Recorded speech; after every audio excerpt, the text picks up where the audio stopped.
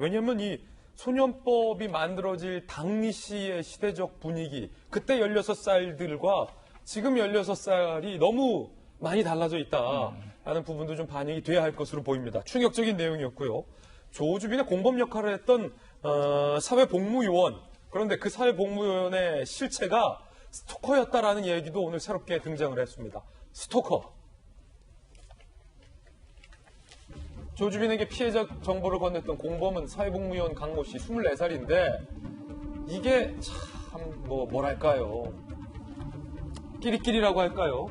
스토커였다는 거예요. 짝사랑하던 30대 여성 A씨는 이 사회복무요원의 중학교 시절 선생님이었다고 하는데 그 중학교 때 자기 선생님을 짝사랑했으면 졸업했으면 그냥 끝내야지.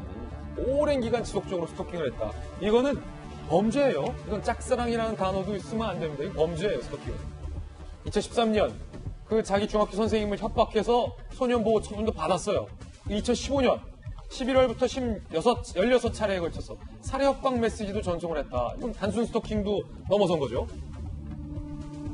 2017년 4월부터 그 본인 중학교 선생님 집 출입문에 살해 협박 글귀를 붙여놨다. 이 사회복무요원 강모 씨가 선생님 A 씨에게 협박 편지도 보냈고 이사 가도 소용없다. 세상 끝까지 찾아내겠다. 얼마나 무섭습니까, 선생님 입장에. 2018년 강모 씨는 상습 협박 등의 혐의로 징역 1년 2개월형도 선고가 내려졌습니다. 전과와 정신질환 등에도 불구하고 같은 해 6월부터 수원시 한 구청의 행정정보검색 가능 부서에서 사회복무요원으로 근무를 했습니다. 장경 교수님, 이건 범죄예요. 심각한 범죄입니다. 심각한 범죄죠. 그 사회복무요원을 왜 2차례나 했느냐. 전과 기록도 있었고 정신질환도 앓고 있었고 등등의 이유로 제대로 군생활을 하기가 어려우니 사회복무요원으로 군생활을 대체하는 이런 식으로 이제 일을 한 그 곳에서 2번 다 사실 범죄를 한 거죠. 그리고 지금 말씀하신 대로 굉장히 장시간 동안 한 여성을 스토킹을 했고 심지어는 살해 협박 문자까지 집에까지 가서 붙였다라는 것은 문자로 하는 건 이상이죠. 집을 알고 있다라는 건 언제 어디서든 문 열고 닫을 때마다 얼마나 무섭겠어요. 집 근처 갈 때마다 혹시 누가 있을까 평생 얼마나 시달렸겠어요. 그 기간 동안. 아니 그리고 그 대상이 본인의 중학교 은사 선생님이잖아요. 제가 근데 좀 놀랐던 건 이렇게 죄질이 안 좋아 누가 봐도 이렇게 장기간 잔혹한 범죄가 이루어졌으면 아무리 스토킹에 대한 처벌이 약하다고 하더라도 1년 징역 1년 살고 나온 것은 조금 너무 적은 것 아니냐라고 또 생각하실 수도 있겠습니다만 재판부의 판단이 바로 그 부분이었어요. 정신질환을 앓고 있는 점 그리고 바로 그 정신질환이 이 범행에 어느 정도 영향을 많이 미쳤고 또 한 가지 범행을 인정하고 굉장히 반성하고 있다. 그래서 실제로 1년 2개월 징역형을 선고가 내려졌는데 한 1년 한 달 정도 살고 나온 것 같아요. 2018년 3월에 들어가서 2019년 3월에 출소를 했으니까 나오자마자 한 행동이 뭐였죠?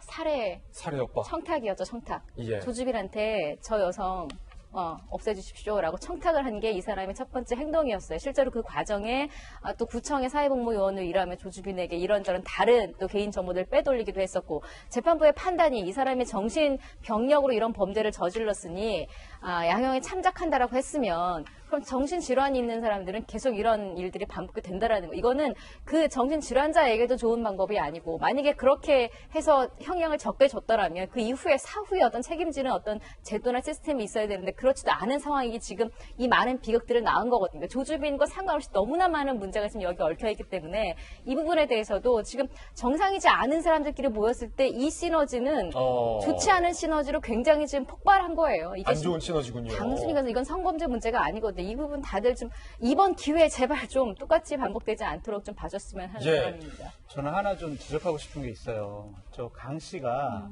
저 구청에서 일을 할 때 담당 공무원의 아이디를 빌려서 개인 신상 정보를 열람하고 유출했다고 했잖아요. 예.